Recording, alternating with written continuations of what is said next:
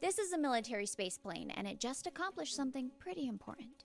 As the military prepares for the possibility of a war in space, the Boeing X-37B will be a key asset. It's an uncrewed, autonomous spaceplane that can re-enter the Earth's atmosphere on its own. But that's not the most important part. Many of the payloads are classified, but it did gather some information about the space domain from a highly elliptical orbit, which kind of looks like this.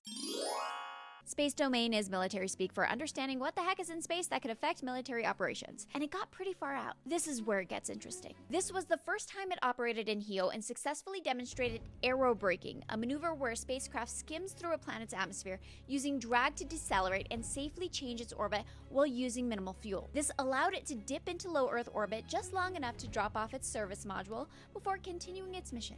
Now, aerobraking isn't new. Spacecraft have been doing it for years, but this means the military now has a spaceplane that can change its orbit more efficiently, making it really hard to track.